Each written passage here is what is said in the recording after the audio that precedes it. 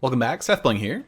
This is the fourth video on my quest to create a custom 360 card Mario themed Magic the Gathering draft cube. So I'm designing 360 cards. They're brand new cards of my own design and they're Mario themed. Today I'm going to go through about 25 cards. I've just reached the milestone of 1/4 done. So I've completed 90 cards. Designed 90 cards. Of course, there's a lot of work beyond just designing a bunch of cards, balancing cards and all that stuff. But if you missed what this whole thing is about, the first video in the series kind of goes over the explanation of what the design goals are behind the set, what the different strategies are that I'm trying to create, and all that stuff. So check out that first video. There's a link in the description if you want to check it out. There's a whole playlist for this project too. But I'm going to go over 25 cards during this video. A lot of those cards are actually pretty similar, so it'll be a little bit quicker than just going over 25 cards. I did play Mario Odyssey on stream the other day, and so I am able to start designing cards for Mario Odyssey. I've never played it before.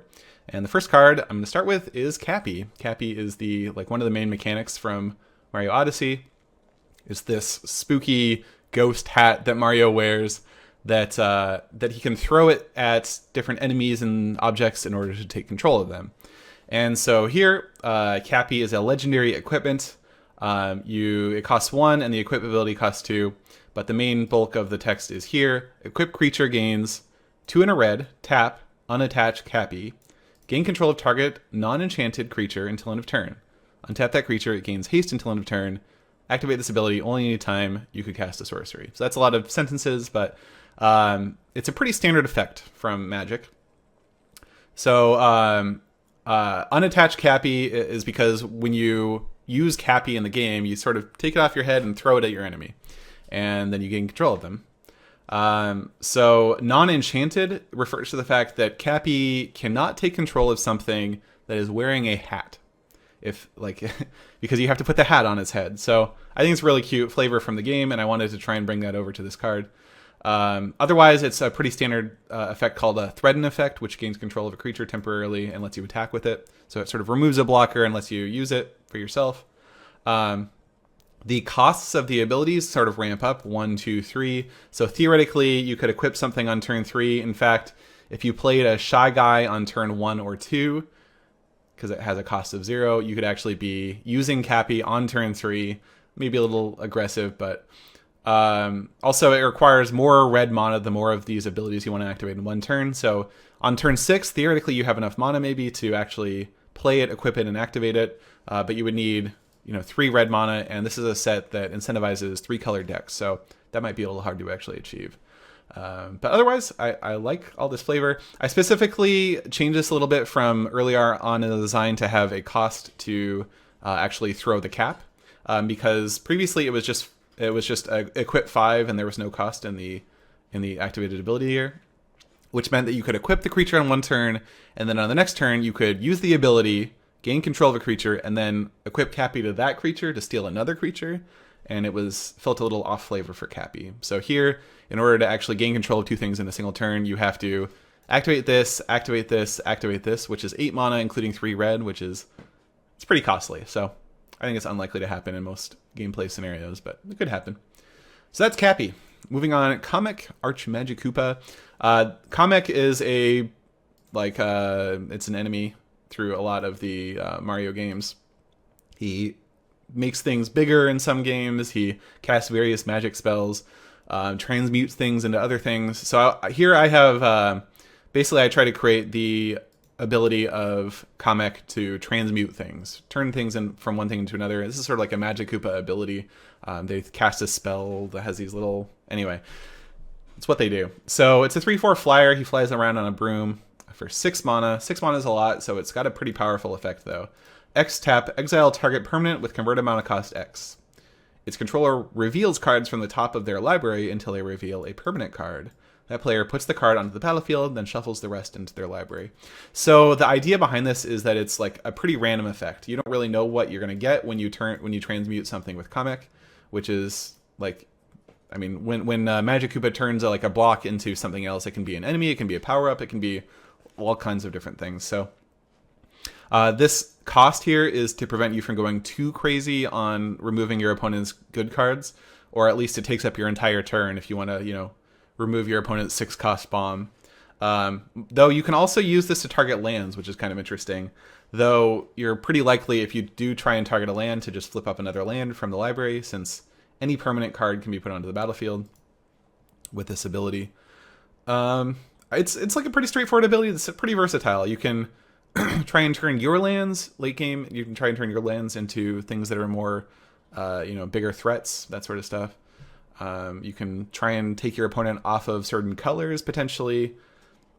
It's got a lot of versatility, but it also costs a lot. So I'd be interested to see how this plays out. Next up is the bonus game from Super Mario World. Could not find any like hand-drawn art for this, so we just got a screenshot. This one's one of my favorite cards. It's instant. Exile the top 9 cards of your library face up. Lay them out as you choose in a 3x3 grid. For each row, column, or diagonal of 3 cards that share a card type, draw a card. Then shuffle the exiled cards into your library. So, basically in the bonus game, you like jump and try and match, create matching rows and columns in diagonals in this 3x3 grid. And so you're trying to replicate that with the cards from the top of your library. And so the way this ends up is you draw some number of cards. I think it's very likely to be 2 cards. If you get, say, 3 lands and 3 creatures and some combination of other things, you can make, 2 columns, 1 of lands, 1 of creatures, and you get 2 cards. If you get like 5 creatures and 4 kind of other random things that don't match up, you can do like a row and a column that intersect. So you get 2 cards. If you do get 6 of a single card type, you can actually draw 3 because you can kind of do like the row, column, and diagonal, sort of what I'm drawing with my mouse on this card art. If you get all 9 of the same thing, then theoretically you could draw 1, 2, 3, 4, 5, 6, 7, 8 cards off of 3 mana, but you'd have to do some pretty aggressive deck manipulation, I think, to actually make that happen. I think it's very hard to do something like that. So it's basically 3 mana for a draw 2 or 3, or potentially it could even be 1. I don't think it's even really possible to draw 0 with this card. And so I made it an instant just to kind of incentivize playing this card a little bit, because the higher variance makes it a little bit harder to predict how this card is going to play out. But I think it's a spicy card. You do need to be careful about if you only have like 9 cards left in your library, then you're exiling 9 of those cards to make the 3x3 grid, and then you're drawing before you put those cards back in. So you don't want to deck yourself by accident and lose the game. But so make sure you have like at least, say, 12 cards left in your library before you cast this. All right, next up is Fire Flower. So this is something I've wanted to do. It's a little bit of a joke on Magic history. So let's look at Gatherer, which is Wizards of the Coast card search, website, whatever. So here we have Fire and Ice. This is a very iconic Magic card. Let's go back to the old, back from Invasion, I think, right?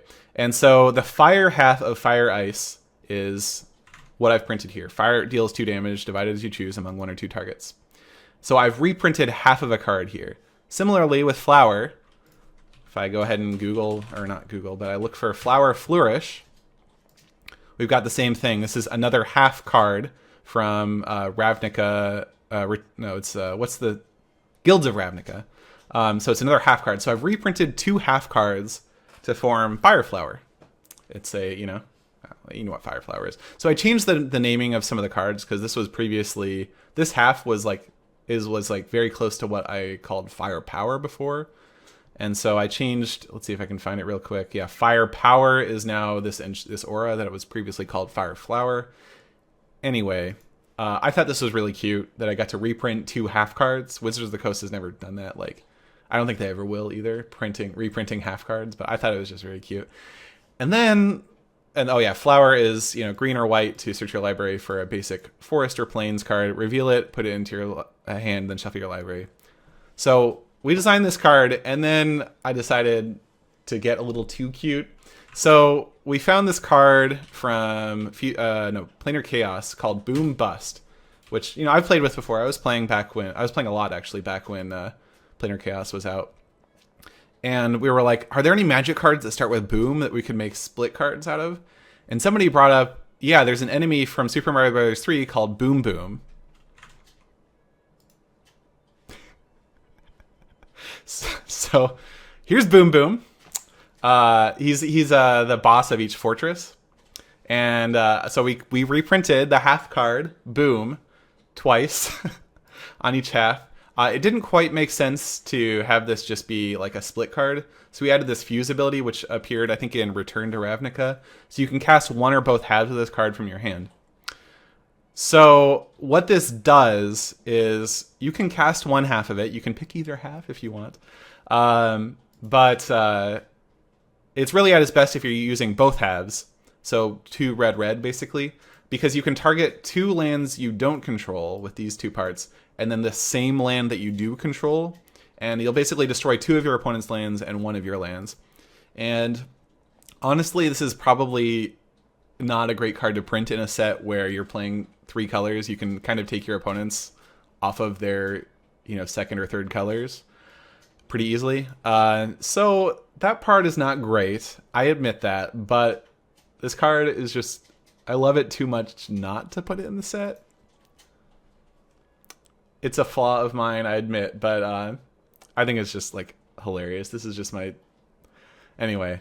That's Boom Boom, and that's what that card means, and it's great. It's wonderful. I might cut it eventually, but for now I'm leaving it in. Next up, we have a cycle of cards. These are reprints of the signets from the original Ravnica block. They are different articles of clothing from different prominent characters in the Mario universe. So we have Peach's crown, adds white blue, Bowser's wristband, black red, Mario's glove, white red. I love this art for Mario's glove. Yoshi's shoe, green white, Donkey Kong's tie. This is pretty epic art too. Egad's goggle. Egad is from Luigi's Mansion. King Boo's crown, I think also from Luigi's Mansion. Wart's amulet. This is the boss of Mario 2. Is blue-green. Standard tire. This is from Mario Kart. This is the clothes that a Mario Kart would wear. Black-white is like the only color that has both, or the only shard that has both black and white is the Mario Kart shard, the blue, white, black set of colors. So, and then finally, PD Piranha shorts for black-green. PD Piranha. This art is from Mario Sunshine. He would spit goo all over everything. Anyway, so that's those. They're just there for fixing. We'll see a card later on in this video, at the end of the video, that takes good advantage of artifacts, but we're not there yet. Next up, we have a couple artifacts, Thwomp and Thwimp. So Thwomp is a 3-mana artifact creature. It's got flying and defender. Whenever Thwomp blocks a creature without flying, it loses flying. It gets +4/+1 until end of turn. So in the air, it's kind of a crappy blocker, but if you get yourself underneath Thwomp and it blocks you, it's going to come down and smash you. So it's a pretty good defender for 3 mana, but that's fine. Good enabler for the Mario Maker shard, which cares about having artifacts. Yeah. And then Thwimp is a small version of Thwomp. It's just a 1/1 defender indestructible. Pretty straightforward card.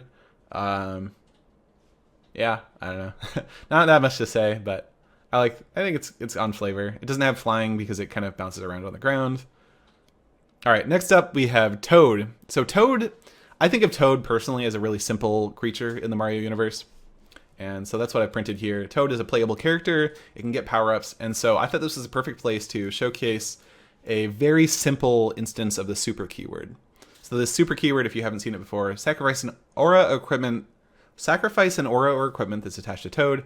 Toad gains hexproof and indestructible until end of turn. So I actually did modify this. I added the word hexproof in here. I found that I was printing a lot of cards that bounced cards or exiled cards or whatever, maybe exiled cards just until end of turn, and that I felt like it was making this super keyword too weak. The super keyword is supposed to play off the idea that if you're Mario and you have a Fire Flower ability and you take a hit, you don't die, you just lose that Fire Flower ability and become Small Mario. So that's what this is supposed to do, is you just lose, or in some games you become Big Mario, but you just lose the power-up and not, the creature doesn't die. And I didn't want to nerf super too bad by all those things that I was adding. And so if you have an ability that would bounce a creature or whatever, you can still sacrifice an aura to make that creature not get bounced or exiled or whatever. So I'm not sure I want to keep it that way. It's a little off flavor for the ability. But I think for just keeping the theme of the set intact, where like you're supposed to kind of go all in on playing auras on your cards and making like one creature really powerful. I really want to promote that, so I think I want to keep it this way. Speaking of auras, here's a very cheap aura that you could attach to Toad and make him, indestructible if you needed to sacrifice it. Ice Power. It's whenever enchanted creature attacks, tap target creature. So a lot of people think of like freezing in Magic as you tapping a creature and then it stays tapped. I specifically wanted this though to be a white-blue card, and white-blue doesn't get a ton of, or like white specifically doesn't get a ton of that ability, tapping a creature and it staying tapped. But it does get a lot of this ability whenever a creature attacks, tapping a target creature. That's actually a very common ability in white. So this ability fits both white and blue very well. This card is actually very versatile in this set. In the Mario Maker theme, you want to have 4 different card types on the battlefield. And so this gives you a very cheap enchantment that you can put down. In the Heroes and Power-Ups theme that we just saw, like with Toad, this enables Super to, it's a very cheap way to put a shield on a creature that you care about, and let you attack with it and not get chump blocked.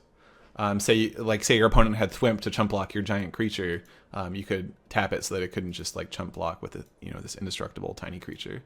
And then it's also very good in the Ghost House shard, where your opponent's untapped creatures matter, and you can tap down a creature in order to power up your cards, basically. So it's a very versatile card. It's a little bit off what a lot of people think of as like freezing or ice power maybe being, but I think it makes a lot of sense in the set. And I wanted to keep the power level down a little bit so I could make it cost 1 mana, which I think was really important for this card's design. I switched up the way Pswitch works. This had a different card design before. So now we have Pswitch and Silver Pswitch, and these are pretty symmetric cards. You'll see that they both cost a single mana of 1 color and have an activated ability that costs 1 mana of that color and sacrificing the card. And then they also have this Architect ability. When this card enters the battlefield, if there are 4 or more card types among permanents you control, draw a card. So this is what I was talking about in terms of like caring if you have an enchantment on the battlefield and that sort of stuff. So both of these cards will kind of cycle if you already have 4 card types or 3 other card types, and then you add this card as an artifact. So if you have a creature, a land, and an enchantment, and you play Pswitch or a Silver Pswitch, you get to draw a card. So the ability that you get out of this, they're kind of different abilities, but they're actually very related. So until end of turn, all lands become colorless treasure artifacts with tap, sacrifice this artifact, add 1 mana of any color. So treasure artifacts are like a thing from various sets, recent sets from Magic. The effect of this card is essentially that you can activate this on your opponent's upkeep, and it prevents them from using their lands to play, creatures or sorceries or whatever that turn. Any lands that they do play that turn, they get to use, but otherwise they have to actually sack a land in order to use it. So it like kind of makes them skip playing cards that turn. This is an effect that most notably appears on the card Silence, which I'm gonna have to search through a couple of cards for. Oh, here we go. It's like all the way at the bottom. I've done this before. Which is your opponents can't cast spells this turn. It costs a single white. This card is usually pretty bad in limited, in draft, which is what this whole set is designed for. So I don't really think this card is actually that good for this ability. But I mean, if you have Architect, you can cycle it, so it can't be that bad. It also just enables Architect for your other cards if you don't want to sacrifice it. And anyway. So that's that. I don't think this is that strong of an ability, but it could be in certain circumstances. There's no mass artifact removal in the set so far, and I'm probably not very likely to, because there is such a strong artifact theme in both the Mario Maker shard and also the Mario Kart shard, where you have a lot of vehicles. So Silver Pswitch is a very similar card. The only difference is the ability is, well, it's green, and the ability is, until end of turn, creatures gain, sacrifice this creature, draw a card. So this is kind of a black ability, but it also appears in green sometimes. It's symmetric, so your opponent gains this ability also. Your opponent's creatures gain this ability. This is good in the green, red, black shard, where you're creating a lot of 1/1 minion tokens with the spawn ability or with various other abilities. So it gives you a way of like actually getting card advantage out of those cards. So it is also in the like Mario Maker shard, and so it has this architect ability. And so it's, again, a somewhat versatile card. Yeah. Paragoomba. This was a suggestion from the Mario the Gathering Reddit, which I created a couple days ago. So reddit.com/r/Mario the Gathering is this new subreddit that I created where people can suggest things. Someone suggested Paragoomba. It was just a Goomba that has flying. And I actually thought of this card, which I think adds a lot to the set. So it's a Goomba was already in the set. It's this vanilla 2/1 for 1. So Paragoomba is still a 2/1. It's not 1 mana, but it's still, got the same stats. And in the long term, that's actually, once it's on the battlefield, that's what it is. It's the exact same card. It costs 1 more mana, but you get Flash and also this ability. When Paragoomba enters the battlefield, it gains flying until end of turn. So it sort of like parachutes in, surprises you. Can be used to block creatures with flying, which is a very green thing to do.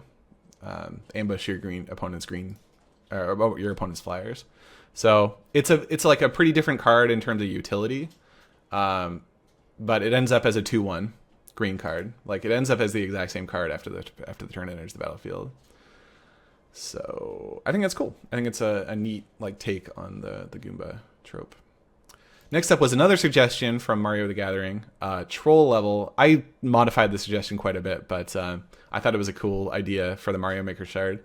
When troll level enters the battlefield, exile target creature until troll level leaves the battlefield. So it costs a single white to just exile a creature, but it's got fading 3. So after actually 4 turns, you sacrifice troll level and it goes away, and they get the creature back. So the flavor here is that if you created a troll level, that like you basically occupy one of your opponent's creatures, maybe Mario, having to play this troll level over and over and over until they finally figure out what all the trolls are and beat it. This here is a joke, totally just a joke, because a lot of the trolls throughout Magic history have this regenerate ability. It's usually some variant of this. Sometimes it only costs a green mana and not 1 in a green, but there's not a lot of cards that like destroy target enchantments. So in fact, in the next card, we're about to see something that exiles an enchantment, and so this wouldn't even do anything. This is just totally there as a one-liner joke. So this next card, I had never heard of. It was, again, a suggestion from the Mario the Gathering subreddit. Kulex is a creature from... It's like an optional boss from Super Mario RPG. And I've played a little bit of Mario RPG. I haven't beat the game, but... I certainly haven't played against Kulex, who is one of the strongest bosses from what I hear. But basically, Kulex has these 4 crystals. There's earth, wind, water, and fire. You can kind of see the crystals in the art, and you can also see it in its mana cost. So this, in a set where you're incentivized to play 3 colors, this probably costs about 5 mana, because you can pay 2 and then blue, red, green. The nice thing is Planeswalker enables that architect theme, right? It counts as a different card type. So this is pretty good in that architect theme. And then it's got 4 abilities based on the 4 crystals. And I really like how this came together. So you can see immediately here what which color you're getting, right? Is it fire, earth, water, or wind? And also each of these abilities is an iconic instant from early in Magic's history. So Kulex deals 2 damage to any target is Shock. Target creature gets +3/+3 until end of turn is Giant Growth. Return target creature to its owner's hand is Unsummon, and exile target enchantment is Erase. So one thing I'll note is we played around on stream with some different templatings for this. This when you do clause is a triggered ability. So the way this works is you pay a loyalty, and this ability goes onto the stack to add red. Once that resolves, you do add red mana, and then another triggered ability goes onto the stack, which deals 2 damage to any target. And the reasoning for this is I needed them to be separate abilities so that it would be like basically impossible to counter the mana ability. And if you activated the ability, you would always get that mana. And even if you don't have any targets, you can still activate these different mana abilities. So it lets Kulex operate as fixing, which I think is nice. It also it's also counterintuitive for your mana abilities to get countered. It's like very rare for a mana ability to be countered unless it's like a spell that gets countered. So because abilities with targets are very easy to counter. So anyway, that's kind of why the templating is like it is. But all in all, I'm really, really happy with this card. I love that like I can represent those 4 crystals so well. I think it works really nice in a multicolored set that like the more colors you get, the cheaper it is to cast. And then like also just having these different, being able to put the mana symbols in here makes it just so clear that like you have 4 abilities from 4 crystals and they have different flavors to them. And yeah, I think this card came together super well. And then the last card I'm going to talk about today is Donkey Kong. Of course, I'm using this art might let you know, but I'm using the version of Donkey Kong from the arcade game. This is the one that throws barrels down, down the building that's under construction. So Donkey Kong is a 3/1 for 3. When Donkey Kong enters the battlefield, gain control of target creature with power 1 or less for as long as Donkey Kong remains on the battlefield. And then the second ability is red tap, sacrifice an artifact or minion. Donkey Kong deals 2 damage to any target. So you can tell from the art, Donkey Kong has kidnapped Pauline. Pauline is a pretty helpless creature, so power 1 or less. I think that's pretty decent flavor. This ability is not something that red usually gets. Red can steal creatures, but usually it's very temporary. But I figured since it's restricted to power 1 or less, it's close enough. So there's a little bit of a color pie break, but I think it's so flavorful that I don't think it matters that much. Also, it ties in with the second ability. So this one, sacrifice an artifact or minion, deal 2 damage to any target. This is supposed to represent throwing a barrel, right? Throwing a barrel at Mario, deal 2 damage to him. So that's the artifact part of this, but I realized that like red probably isn't going to have access to that many artifacts. We did show all those artifacts earlier in the video that we're fixing, so you might be able to throw Donkey Kong's tie at Mario, which is actually a little how you throwing a tie. But minions are very common in the green, red, black part of the set, and so you can throw a minion at your enemy too. And in fact, most of the minions that are created are 1/1 tokens, and so you can steal your opponent's minion and then throw them at another creature that they control, or even just to their face. So I think these 2 abilities tie together pretty well because of that, and I like that a lot. So I decided to put minion in there, even though he can't actually throw minions in game. But I don't know. I think it's pretty good. So I'm happy with this. So that's it. That's the 25 cards I'm going to show you today. The cards I designed since the last video, or updated since the last video. Yeah, once again, I want to plug a couple things. I want to plug this Mario the Gathering subreddit. I'm definitely looking there for good suggestions. Not so much like entire cards and the text, like the full text for the cards, but more so I like ideas like, how about Paragoomba? It's a Goomba, but it flies, right? Stuff like that. Also, my stream, I'm currently actually streaming right now as I record this video. I'm doing most of my card design on stream, and it's really, really helpful to have a diverse set of people chiming in. Oh, well, this doesn't quite work like you think it does, or like, oh, wouldn't it be cool if it did this? Here's a cool card idea. Here I found this art. So it's been really, really helpful. So twitch.tv/SethBling is where I'm streaming, and twitter.com/SethBling if you want to get just notifications that I'm going live. And otherwise, that's it. I'm really happy to be a quarter done with, designing cards. I mean, a quarter done with designing cards is not even close to a quarter done with the whole project, because there's still a lot of balance that needs to happen. I'm probably going to have to design more cards than 360 in order to actually have the set of cards that I want for the final set. But it's a really strong base, and the amount of progress I've made gives me confidence that I can actually finish this, even though it'll probably take quite a while. But yeah, stay tuned for more videos in this series, and thanks for watching.